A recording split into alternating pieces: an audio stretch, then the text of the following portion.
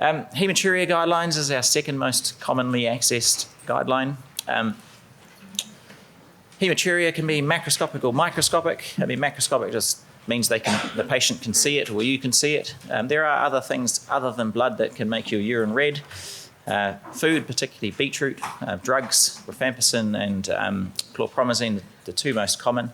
Hemoglobin in the urine or myoglobin can also discolour it.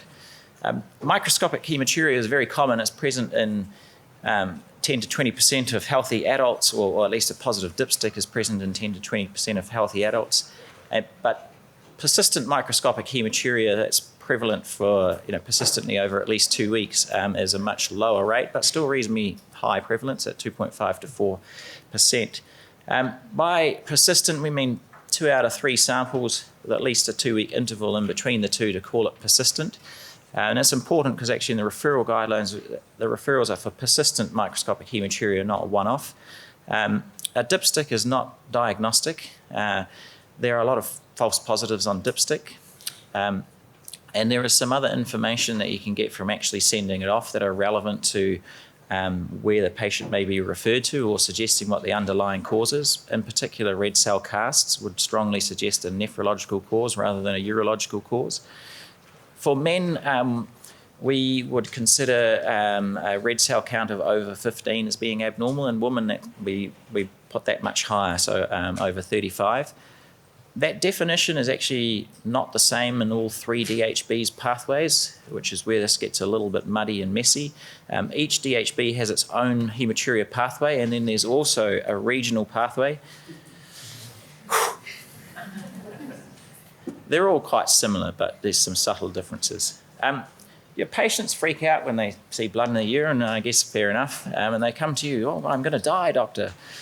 Part of the reason for putting that title there is that you can really reassure them that actually they're pretty unlikely to have a really nasty diagnosis underlying their hematuria. So if in macroscopic hematuria, there's about a 10 to 20% chance of us finding a malignancy. In microscopic hematuria, it's about 1 to 3%. And there are a lot of benign conditions that are a much more common cause of hematuria than malignancy. The other point is that I always tell my patients that we need to do these 2 tests, but most of the time we actually don't find a specific site of the bleeding. They find that a little bit frustrating, but it's important to make that expectation because more than 50% of our patients, we don't actually make a specific diagnosis.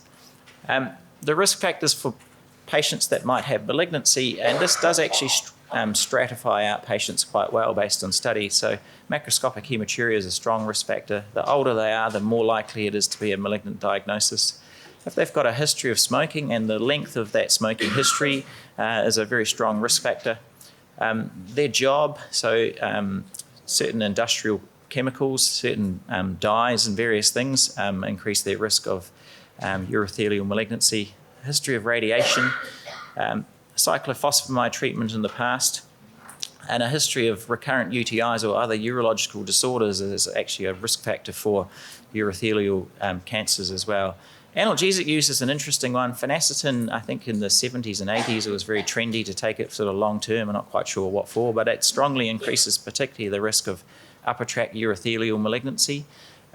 Subsequent studies looking at this in more detail show that other non-steroidals, and especially aspirin, actually may have a slight protective effect. So it seems to be a pretty specific thing to phenacetin rather than all analgesics. I just put that in there because in the BPAC guidelines, analgesic use is mentioned in there, but it doesn't kind of define that any further.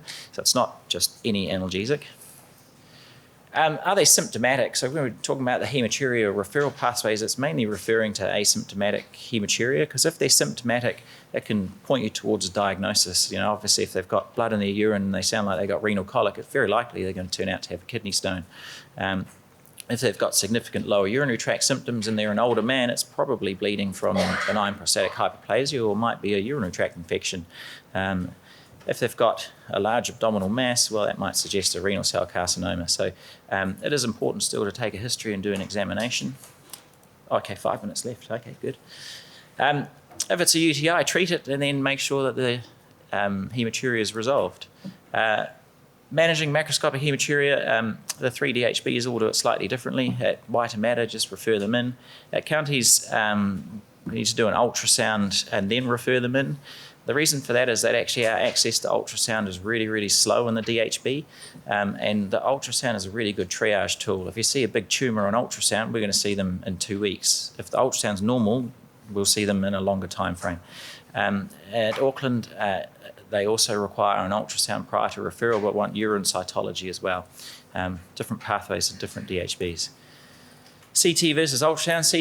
CT's better, but it's less accessible. There's a radiation dose and an availability issue, which is why all 3 DHBs in Auckland on the pathways are recommending ultrasound rather than CT.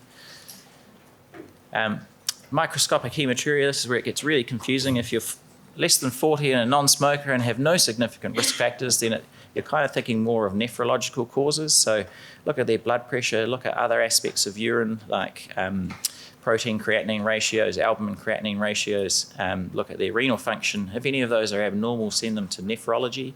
Otherwise, under BPAC, they suggest annual monitoring. At Haematuria and ADHB, they suggest you repeat it at 1 month, 6 months, and then do annual monitoring. And actually, in the county's guideline, it suggests you send them into urology if it's all normal. So there you go. Take your pick. I think the key point there is if they're under 40 and they have no risk factors, the chances of finding malignancy is so low that a full workup's not necessary.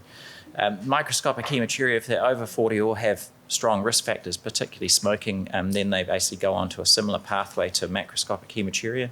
So an ultrasound and a referral into urology. There are subtle differences. The one I want to mention for counties is that we've introduced a thing called CX bladder test. If you work down in counties DHB, you may have had patients with this. The CX bladder test is a urine-based test. It's looking at mRNA in the urine that are associated with urothelial cancers, and basically they give us a score.